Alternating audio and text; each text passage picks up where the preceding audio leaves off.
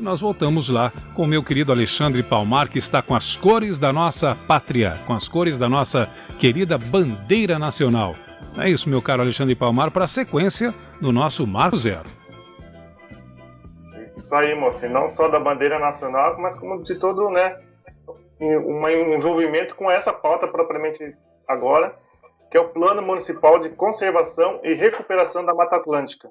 Após 5 anos de trabalho, moço, esse plano finalmente ele foi aprovado pelo Conselho Municipal de Meio Ambiente em julho desse ano, né, há 2-3 meses atrás, 2 meses, em agosto ele foi publicado pela Prefeitura no Diário Oficial do município.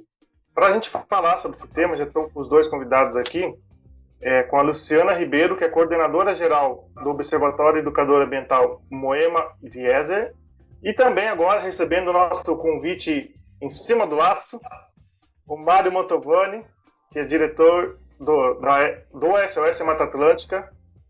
Ambos já estão aqui, muito bom dia para os dois e obrigado pelo aceitar o convite para essa conversa. Legal. E Palmar, obrigada pelo convite.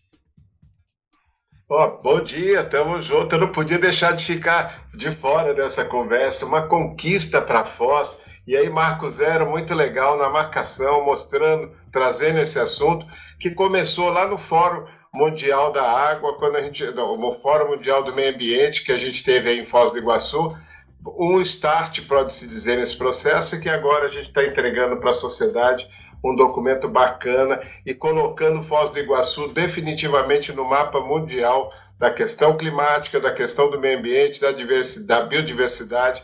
Essa é a vocação dessa região e a gente vai falar disso. Maravilha, Mário, maravilha, Luciana. Então, já vou com uma pergunta na lata aí, e quero que vocês contem justamente isso. O que significa dizer que Foz tem agora um plano municipal de Mata Atlântica? Em que contexto que nós estamos aqui para que isso possa ser afirmado? Luciana.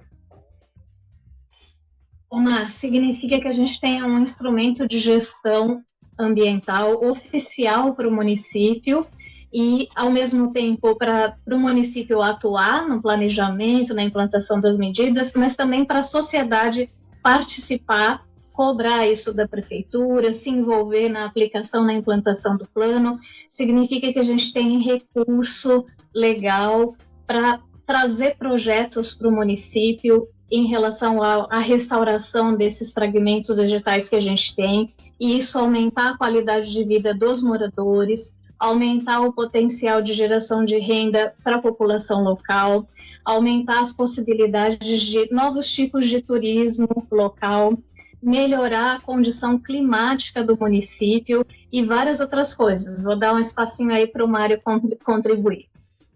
É exatamente isso, é ter recursos, né? Porque em vez de você mandar os recursos para Brasília ou para o Estado, eles ficam no município, os acordos com o Ministério Público, ou seja, você só tem ganha-ganha. Ganha a natureza, ganha a sociedade e ganha a economia, né? Eu acho que essa é a melhor equação que nós estamos falando hoje em dia, quando você vê os principais bancos, os principais investidores, as principais empresas agora se colocando esses temas como obrigatórios, né, nas suas gestões.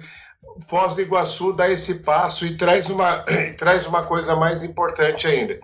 Nós vamos fazer isso com esse turismo que é diferenciado, como, por exemplo, a cavalgada de Santos Dumont, que a gente fez agora no entorno do parque, envolvendo os outros municípios. Até Céu Azul também está já fazendo seu plano municipal de Mata Atlântica. Vários desses municípios no entorno do parque, com a ajuda aí da Cataratas. O que a gente está fazendo é um grande movimento, porque esse é um patrimônio mundial. E a gente está colocando isso com o status de patrimônio mundial.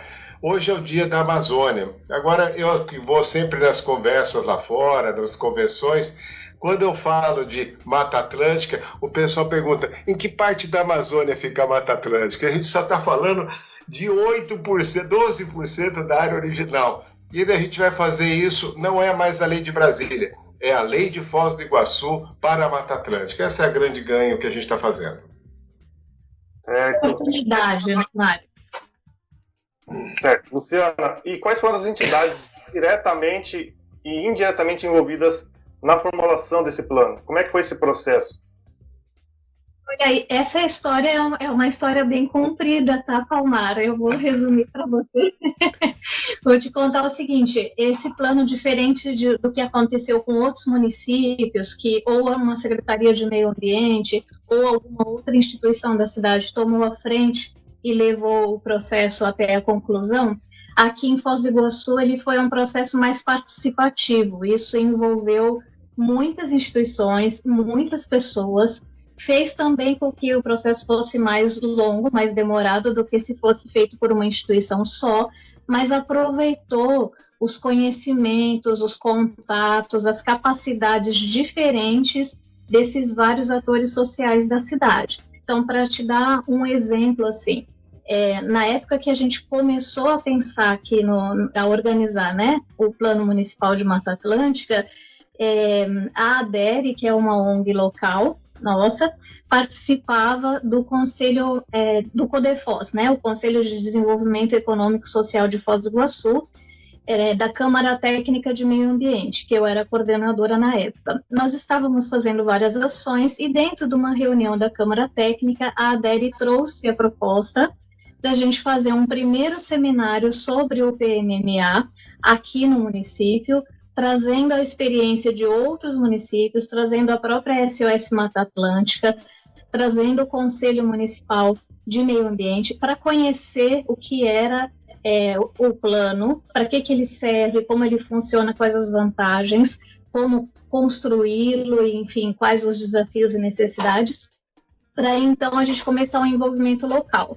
E, de fato, a Câmara Técnica organizou essa primeira reunião, esse primeiro seminário. Isso rendeu muitos frutos. Um deles foi a primeira comissão organizadora do PMMA. Tínhamos aí 25 instituições envolvidas nesse momento. Eram muitas instituições, então universidades, ONGs, empresas, prefeitura em diversos setores. Não dá nem para nomear todo mundo aqui para não deixar ninguém de fora. Mas esse primeiro momento foi um momento mais de mobilização, né, de articulação, de esclarecimento do município sobre isso. Mas depois a gente se deu conta que havia uma necessidade de produzir dados, que também diferente de outros municípios, Foz do Iguaçu não dispunha dos dados necessários para a gente construir um plano da Mata Atlântica. A construção do plano não era uma simples combinação de informações já existentes, a gente precisava produzir. E aí quem tem essa expertise de produção de informações, especialmente ecológicas, são as universidades locais. Então, por algum tempo, a gente ficou num processo mais de construção desses dados para poder identificar quais eram as áreas prioritárias de conservação e de recuperação, quais eram os vetores que ameaçavam essas áreas, né? O que podia fazer com que elas sofressem mais redução, diminuição da biodiversidade, de coisas que fossem ameaças, quais eram as possibilidades de gestão que o município tinha para poder lidar com o plano, uma vez construído esse plano, né? E também a gente precisava, depois de ter levantado tudo isso e fazer uma primeira proposta, validar isso socialmente. Então, após a produção de todas essas informações, do relatório, a gente precisou fazer algumas oficinas, não é que a gente precisou, a gente escolheu fazer algumas oficinas no município que pudessem apresentar para os moradores e para as pessoas do entorno das regiões que estavam apontadas ali como prioritárias, para os empreendedores, para os especialistas, o que a gente tinha como proposta e ver o que eles poderiam contribuir no sentido de ampliar aquelas áreas, complementar aquelas informações, corrigir eventualmente alguma informação que estava ali. Então, isso tudo acabou levando 5 anos, né, para conseguir. A comissão teve várias configurações, vários tipos de participação, vários momentos diferentes, com ênfases diferentes, e depois de validados esses dados na oficina, que foi 1 ano atrás, em julho do ano passado, ela partiu para a fase final de redação e de refinamento, e no fim voltou para o Conselho Municipal de Meio Ambiente, que organizou as priorizações das medidas sugeridas ali. Então, assim, se for dizer todo mundo que participou, é mais de 100 pessoas. Não, muito bom, muito bom. Não, eu acho que é isso. É um plano completo, né? Eu fiquei todo o tempo na pressão. Cadê o plano? Cadê o plano? Mas ficou tão bom, tão bem feito, que hoje ele é uma referência até internacional. Nós estamos com o Euroclima desenvolvendo uma atividade aí, é um dos principais parceiros, né, da Convenção do Clima, da Convenção de Biodiversidade. Eu acho que insere, né, a nosso município naquilo que é a vocação dele. É um território global, Foz do Iguaçu. Imagina a gente poder estar dizendo isso para os visitantes. Aqui você tem biodiversidade, aqui você tem clima, aqui você tem tudo, e feito pela sociedade. Isso que é um lado mais bacana. Com o caráter científico, sem perder isso, com o aspecto econômico, né? A gente vê hoje grandes iniciativas, desde o Parque das Aves, com a própria Cataratas, que passou a ser uma referência em todo o planeta, Itaipu, que traz toda a sua forma de trabalhar, e num acordo com o poder público. É muito interessante. Acho que esse plano, ele sintetiza tudo isso que a gente imaginaria de um plano muito bem feito, muito elaborado e garantindo a sociedade participar. Isso é que é interessante. Quando os planos começaram a ficar muito assim, tem plano diretor, tem plano de saúde, tem plano de... plano diretor, tudo que é plano. Esse aqui foi pensado nos anos 80, no final dos anos 80, lá com a Constituição. Nós trouxemos a Constituição para o território do município. Então, é uma coisa fantástica, é o que está o oposto do que a gente está vendo no Brasil hoje, com o desmonte das questões ambientais e colocando o Brasil em risco, principalmente com o turismo. Então, nesse caso, nós estamos fazendo ganho. Conseguimos evitar a questão da estrada dentro do parque, conseguimos trazer isso como patrimônio mundial da Unesco. Tudo isso é vento a favor, tudo isso favorece Foz, tudo isso favorece ao meio ambiente e, como eu falei, a economia. E eu já vou dar uma história nova para vocês. Eu trabalhei com a Moema Wieser nos anos 80, ela que é minha referência, que me fez entender o que era trabalhar com a sociedade, e tenho muito orgulho de estar aqui também, nesse momento, declarando meu amor à Moema e a todo esse trabalho que o Instituto vem fazendo. Luciano, fiquei muito feliz, eu estou muito feliz de estar aqui com todos os nossos ouvintes, com os participantes, contando a boa nova, que meio ambiente é um bom negócio, vamos dizer assim, para a sociedade e para a natureza, para todo mundo. É vento a favor, gente.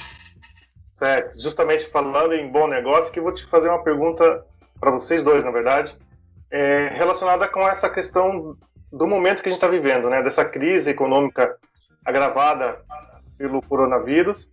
E eu queria saber se vocês acham que o plano pode colaborar de alguma forma para reaquecer a economia local, né? E de que forma que poderiam ser melhor explorado o plano nesse sentido econômico. E também já vou colocar uma outra pergunta, que nosso tempo é corrido e eu vou ter que emendar as perguntas. Mas quais são as maiores vocações turísticas do bioma da Mata Atlântica aqui em Foz?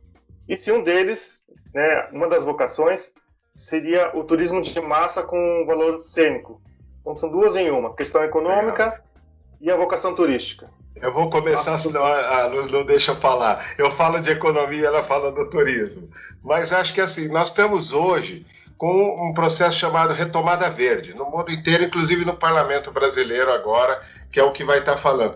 O novo normal vai ser o turismo de natureza, e é tudo que Foz oferece. Então, nós vamos fazer valor agregado com esse turismo. Não vai ser aquele lugar, mesmo se falar de turismo de massa, não vai ser aquele turismo de massa de alta exploração, mas vai ser de formação, vai ser de entendimento, e essa região se presta a isso. Eu vejo, por exemplo, uma ida no Parque das Aves, como isso é pedagógico, como isso é interessante. Eu vejo como é que a gente faz a forma de receber as pessoas para visitar hoje Foz do Iguaçu, quando era antigamente, que eu tenho toda essa memória. Eu tenho 65 anos, estou aí desde os 10, 15 anos de idade. Então eu vejo quando foi diferencial e como é que a gente vem fazendo formação a cada momento.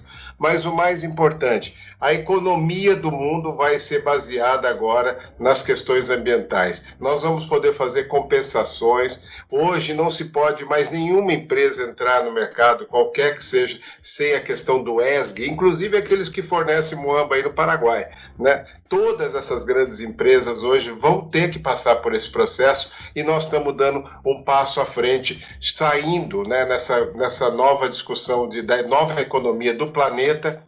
Nós já colocamos a nossa marca de Foz do Iguaçu. Certo. Luciana, para ti, repetindo a pergunta, quais são as maiores vocações turísticas do bioma Mata Atlântica aqui na cidade e se o turismo de massa, se seria o turismo de massa com foco em valor cênico?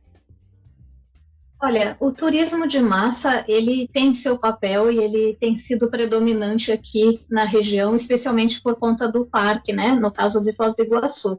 Mas tem muitas outras possibilidades de turismo e que são, vamos dizer assim, mais democráticas, se a gente pensar tanto no acesso ao público beneficiário, como na geração de renda, de emprego. Então, por exemplo, o turismo de base comunitária, o turismo científico, o turismo de educação ao ar livre, até mesmo o turismo de saúde ambiental, uns pequenos segmentos, como, por exemplo, as atividades lá de birdwatching, né, de observação de aves. Tem muitas outras formas de fazer turismo que mesclam o cultural, o local, a valorização do estilo de vida daqui, da própria cidade, das comunidades rurais, das comunidades que não são rurais, mas são periféricas, e que pode gerar renda para elas, e é interessante porque faz com que o turista permaneça mais tempo na cidade. Ele não vai ver só os monumentos, os grandes monumentos, que são importantes, mas ele vai entender também a riqueza local das pessoas, dos pequenos fragmentos. O plano de Mata Atlântica, ele não está trabalhando com a floresta do Parque Nacional dentro da área de conservação. Ele está trabalhando com as outras áreas que existem dentro do município. E essas áreas podem sim ser fonte de renda, podem sim ser fonte de, fonte de atividades turísticas que sejam interessantes, embora não sejam de massa. Porque o de massa, ele aparentemente tem a vantagem de trazer muito dinheiro de uma vez só, né? Porque traz muita gente, mas ele tem a desvantagem de gerar muita degradação, de gerar muito resíduo, né? De ser de um segmento específico em termos de classe social, que tem acesso. Então, mesmo que a gente não abandone o turismo de massa, existe espaço para outras formas de fazer turismo e que aproveitem esses lugares que a gente indicou no Plano Municipal de Mata Atlântica. O importante é, por exemplo, Costa Rica é uma referência, é menor, entendeu? Praticamente o estado do Paraná recebe 25 milhões de turistas, o Brasil recebe 5 milhões. E não tem uma beleza como essa, é impressionante. Você falou muito bem, Birdwatch, por exemplo, vai tomar conta a partir de agora, é um grande diferencial, esse turismo novo que a gente está falando. E sair de dentro do parque é interessante quando a gente tiver, por exemplo, o turismo rural, as comunidades rurais aí têm atividades fantásticas, já fui em festas maravilhosas aí, essa questão da própria cavalgada que eu dizia. Então, nós estamos criando um novo momento para conhecer, ficar mais tempo na região, acho que é por aí. A Costa Rica é um grande exemplo para a gente, e o turismo é a maior indústria do mundo, ainda. Mesmo com toda essa pandemia, nós vamos ter o turismo agora mais qualificado e mais exigente do que a gente já via, inclusive para o turismo de massa. E é interessante que aí a gente traz também outros perfis de turistas, né? Por exemplo, assim, a gente tem pousadas agroecológicas aqui na região. Ao mesmo tempo, isso gera renda para a pessoa que é proprietária, mas é interessante para alguém que queira ficar hospedado num lugar coerente com seus valores ambientalistas, que queira aprender como é que faz uma agrofloresta, que queira se alimentar ali da agrofloresta. Só para dar um exemplo, assim, tem vários outros aqui na cidade. Certo. O Plano Municipal da Mata Atlântica, ele também está muito ligado com a educação ambiental, né? Acho que um dos pilares, né, do plano é a educação ambiental. Eu queria que vocês me falassem da relação do plano com a educação municipal, com a educação ambiental no município. Vai, Lu. Eu só vou dizer o seguinte, da mesma forma que o plano é constitucional, né, porque a Mata Atlântica é um patrimônio nacional, educação ambiental é obrigatória em todos os níveis de ensino. Nós podemos fazer uma educação ambiental daquele jeito que a gente conhece como a educação, ou podemos fazer uma coisa com a nossa cara, que é o que o plano permite. Aí a Luciana fala melhor para vocês.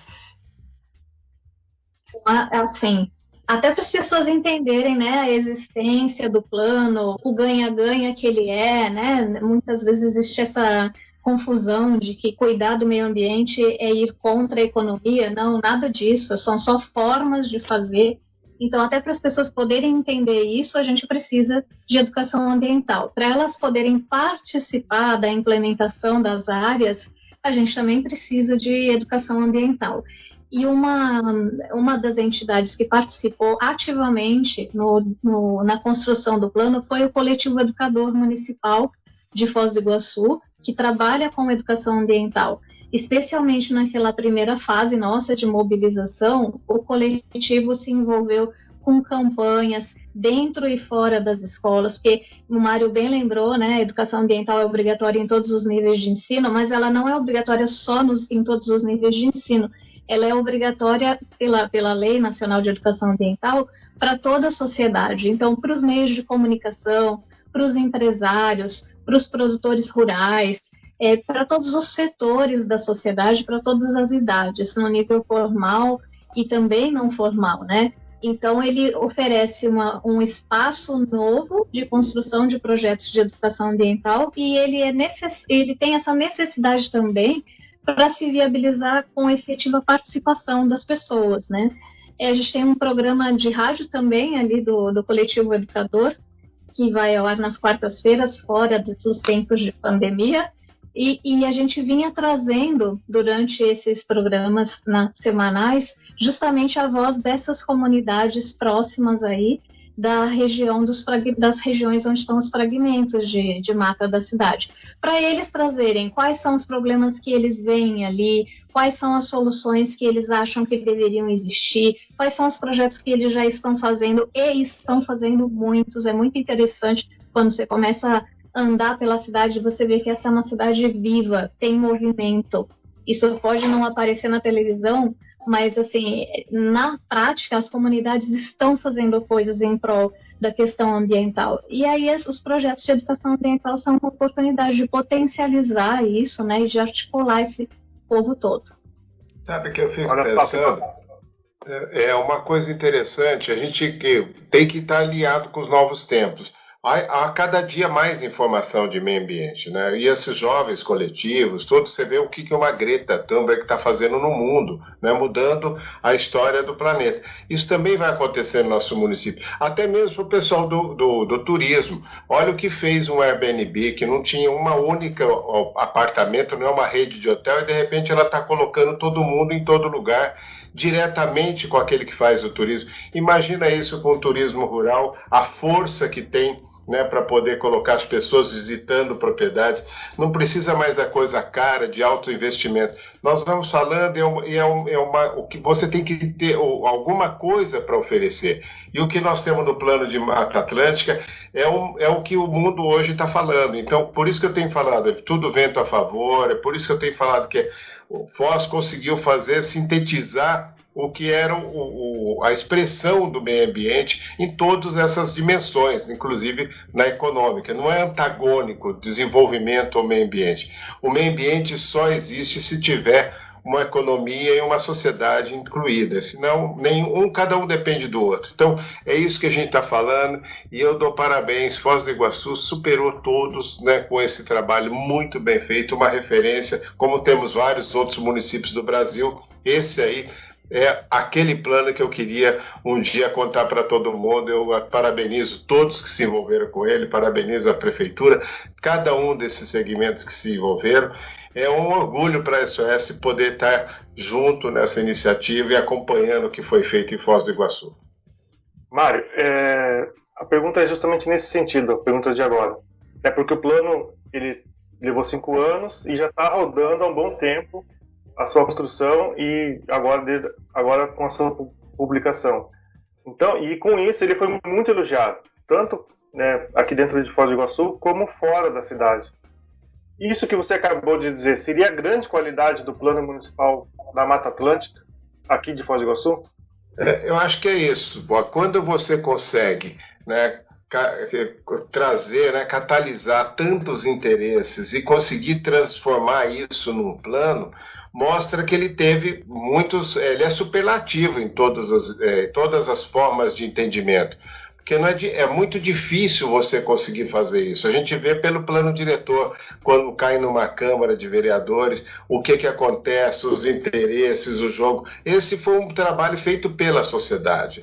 O ganho que ele traz é justamente isso, ele ser aberto. E ele pode ser alterado, ele pode ser colocar mais coisas, pode se rever princípios, porque ele é dinâmico, ele vai estar dentro do Conselho de Meio Ambiente, né, servindo como um balizamento para políticas públicas. Eu acho que esse é um grande lance. Vamos trabalhar mais turismo, vamos trabalhar mais conservação, como é que vamos fazer na agricultura, agrega valor. Quem está vindo somar aqui, você tem iniciativas como o WWF, né, que tem toda essa região, incluindo outros países. Então nós temos que trazer isso como um grande atrativo, né? A Mata Atlântica aqui, ela é hoje a forma de fazer a cidadania ambiental que a gente sempre imaginou e pensou, né? Quem vive, como eu, desde os anos 70, né, acompanhando a primeira convenção de meio ambiente lá de 72 de Estocolmo, que dizia o seguinte, pensar global e agir local. Nós estamos fazendo exatamente isso, nós estamos fazendo tudo que pede as grandes convenções num território onde as pessoas conseguem ver. Não adianta eu falar salvar o planeta se eu não consigo entender a árvore na minha rua, se eu não consigo entender a praça, se eu não consigo fazer uma coleta seletiva, se eu não consigo receber bem uma pessoa no turismo. Então, esse é o ganho que a gente fez e é isso que está nesse plano municipal. A diferença é exatamente isso, a riqueza de construção e de participação. Eu acho que essa é a cara também da Moema Wieser, né? Garantir participação.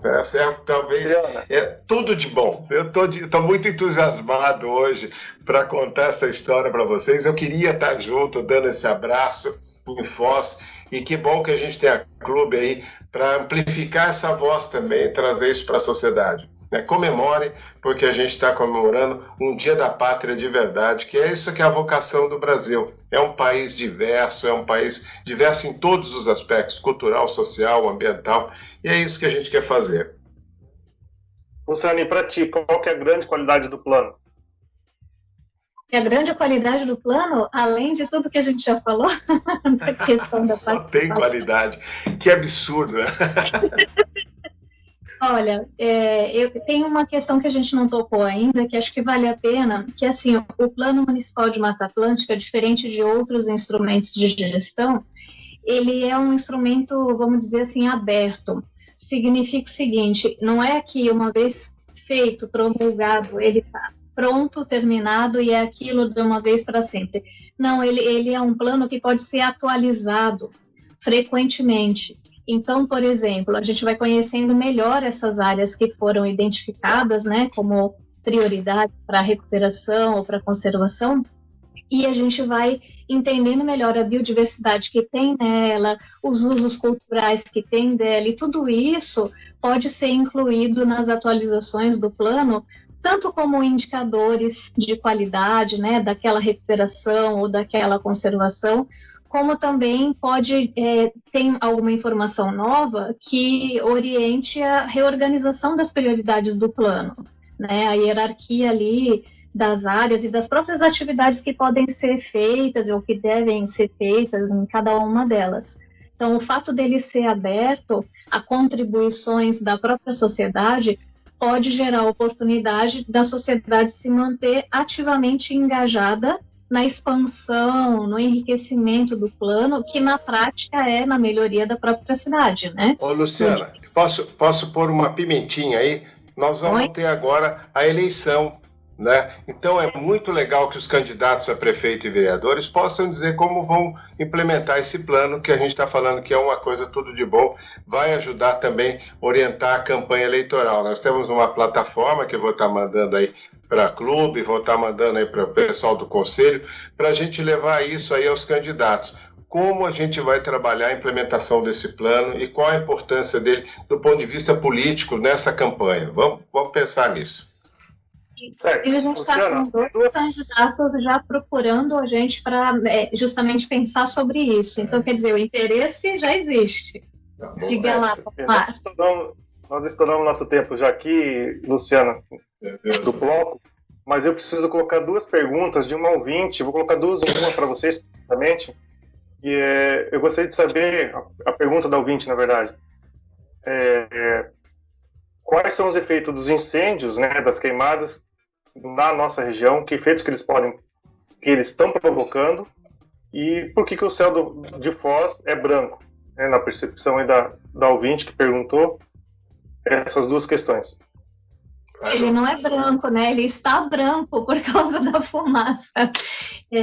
Acho que os problemas dos incêndios, eles são os mesmos em todos os lugares. A gente tem doenças respiratórias, a gente tem perdas na agricultura, a gente tem contribuições para o aquecimento local, e Foz já é um lugar bastante quente, né? Mesmo agora no inverno, tirando as ondas de frio, os dias são todos acima de 30, 35 graus.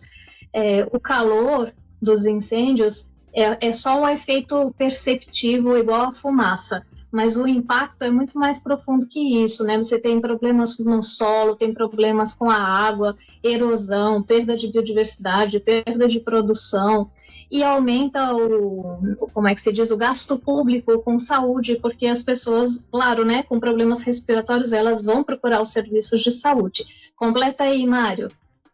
Em tempos de Covid, isso ganha muito maior dimensão, né? E para a gente é importante saber, a SOS tem um trabalho chamado Ilhas de Calor, né? Apoiou um trabalho Ilhas de Calor nas regiões metropolitanas, mas pode levar para qualquer lugar. As áreas verdes é que amenizam isso. E olha, estamos falando de um Paraná que está na maior crise hídrica da sua história. Então, é importante a gente ter essa questão das áreas verdes no município para melhorar essa situação, né, atenuar essa situação que a gente vê das queimadas na região. É mais um benefício que esse Plano Municipal de Mata Atlântica pode trazer para a nossa sociedade.